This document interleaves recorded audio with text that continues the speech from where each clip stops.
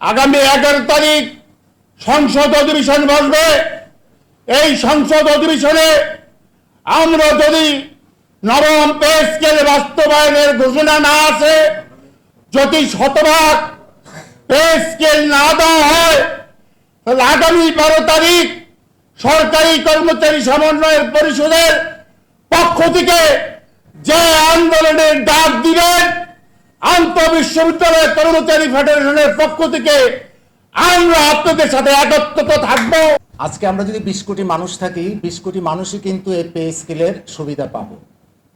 অথচ এই 20 কোটি মানুষের ভিতরেই কোনো অর্থনীতিবিদ, কোনো সরকারের পাঁচাটা কুত্তা বলবো যদি হয়, একটু খারাপ ভাষায় বলা চলে, তারা এই যে উল্টা পাল্টা মেসেজ প্রশাসনের কাছে দিচ্ছে, এর কারণটা কি?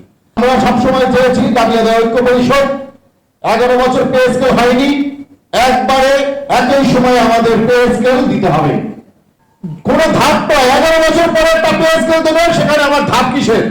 আপনাদের দাবি বাংলাদেশের গণতান্ত্রিক স্বাধীন দেশে, সার্বভৌম দেশে আন্দোলন ছাড়া একটি দাবি আপনারা পান নাই, কোনোদিন আনতে পারেন নাই, এই কথাটা মনে রাখতে হবে। আজকে দাবি আদায় ঐক্য পরিষদ আমরা আন্দোলন করে সংগ্রাম করে এসব সরকারের সময় উৎসব bonus, time scale, selection grade আমরা আনলাম।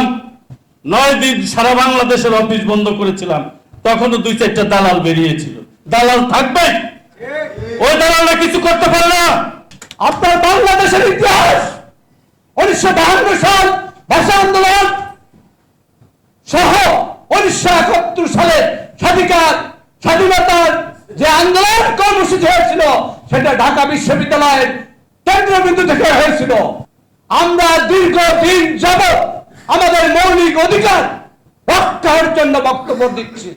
আমরা আমাদের পেটের ক্ষুধা নিবারণের জন্য, আমাদের পরিবারের ভরণ পোষণের ব্যয় নিবারণের জন্য আমরা সকলের সমন্বয়ে 11 জন যদি আগামী সংসদে আমাদের কর্মচারীদের শতভাগ পে স্কেল বাজেট ঘোষণা না হয়, আমাদের ঐক্য পরিষদের মাধ্যমে তথা বাংলাদেশ আন্তঃবিশ্ববিদ্যালয় কর্মচারী ফেডারেশনের মাধ্যমে বাংলাদেশের 52টি বিশ্ববিদ্যালয়ে আমরা একযোগে লাগাতার কর্মসূচির মাধ্যমে এই সরকারকে বাধ্য করব আমাদেরকে পে স্কেল প্রদান করতে। দেশের 19 লক্ষ কর্মচারী 2015 সাল থেকে নিম্ন গ্রেড বেতন কাঠামো ও বৈষম্য জাতাকলে হাবুডুবু খাচ্ছে। দেশের সর্বোচ্চ বিদ্যাপীঠ বিশ্ববিদ্যালয় সহ 52টি পাবলিক বিশ্ববিদ্যালয় কর্মচারীরাও এর বাহিরে নয়। বিগত সরকার 15 সালের নিম্ন গ্রেড কর্মচারীদের করে 8ম পে স্কেল দিয়েছিলেন। 8ম পে স্কেলটি ছিল শুধুমাত্র অবৈধভাবে ক্ষমতায় টিকে থাকার রণকৌশল।